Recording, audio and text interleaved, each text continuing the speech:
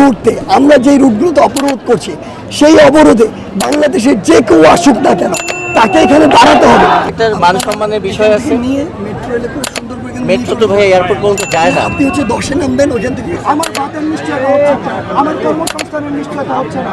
আমি এসি রুমে আমার সাধারণ জনগণের টাকায় শ্রমে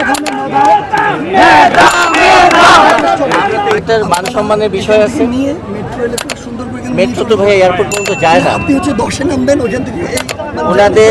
ওনাদের 24টার মতো লাগেজ আছে। আমাদের একটা কোস্টার বাস যায় ওনাদের 24টা লাগেজ, প্লাস হচ্ছে 17 জন বিদেশি, দেশীয় না। ওনাদের একটা তো মানে সেফটি এন্ড সিকিউরিটিরও বিষয় আছে। আমরা আনসার দিচ্ছি, আমাদের তরফ থেকে দিচ্ছি। আমরা অন্য কোনো দেশি মানুষের জন্য রিকোয়েস্ট করতে আসিনি, শুধু এই বিদেশি 17 জন ক্রু মেম্বারদেরকে যেতে দেন। ওনাদের কারণে ওনারা এয়ারপোর্টে ওনাদের ফ্লাইটটা নিয়ে যেতে পারতেছে না। এবং ওখানে 300 জন পর্যটক। হ্যাঁ, এটা আপনাদের কাছে একটা আন্তরিক রিকোয়েস্ট। আমি দেশি কোনো মানুষের জন্য রিকোয়েস্ট করতেছি না। একজন ক্রু বিদেশি মানুষ বসে আছে, এখন তাদেরকে যেতে হবে। শেষ রিকোয়েস্ট। হ্যাঁ হ্যাঁ, এখন তাহলে আমাদেরকে সমাধান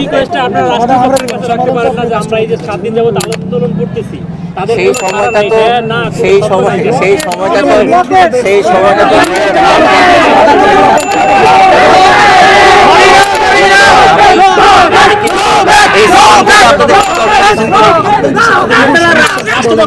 আপনারা অনেকেই আছেন, কিন্তু আপনারা তো এখানে কয়েকজন আছেন যারা আপনাদের কথা শুনবে। আচ্ছা, সবার আমরাও আপনাদের আচ্ছা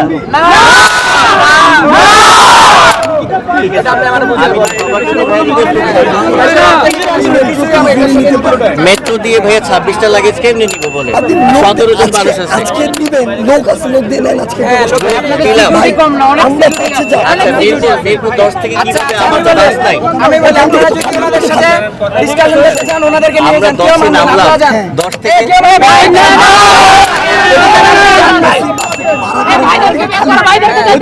আমার বাস থাকতে হবে একটা।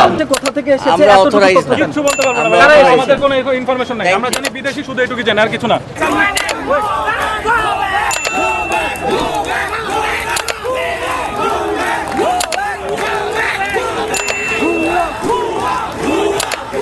শুধু বিদেশি অতিথি নয়, এই মুহূর্তে আমরা যে রুটগুলোতে অবরোধ করছি সেই অবরোধে বাংলাদেশের যে কেউ আসুক না কেন তাকে এখানে দাঁড়াতে হবে। আমরা বিশ্বাস করি আমাদের দাবিটি যৌক্তিক, এবং এই যৌক্তিক দাবিতে আমরা সকলের সমর্থন আদায় করি। এবং আমরা এটি মনে করি যে তার মাধ্যমে এই যে মেসেজটি, এই মেসেজটি বাংলাদেশের যে গুরুত্বপূর্ণ জায়গাগুলোতে যাওয়া প্রয়োজন সেখানেও চলে যাবে। এটি এমন একটি জায়গা যেখানে শুধু বিদেশি অতিথি নয়, আমরা যদি হাতের ডান পাশে তাকাই তাহলে বাংলাদেশের ডিসিশন মেকার যারা গুরুত্বপূর্ণ যে পদগুলোতে যারা রয়েছে তারা সবাই এ পাশে রয়েছে। আমরা তো তাদের কথা কনসিডার করছি না, আমরা কারো কথা কনসিডার করতে চাই না। আমাদের কথা হচ্ছে আমাদের যৌক্তিক কথাগুলো শুনতে হবে, দাবিগুলো মেনে নিতে হবে। আপনার যদি মনে হয় অযৌক্তিক, আপনি আমাদের ব্যাখ্যা দিন, আমরা তার রিভার্স ব্যাখ্যা দিব। যদি আমাদেরটি যৌক্তিক হয় মেনে নিতে হবে, যদি আপনারটি যৌক্তিক হয় তাহলে মেনে নিব। কিন্তু আপনি একটি বলবেন আর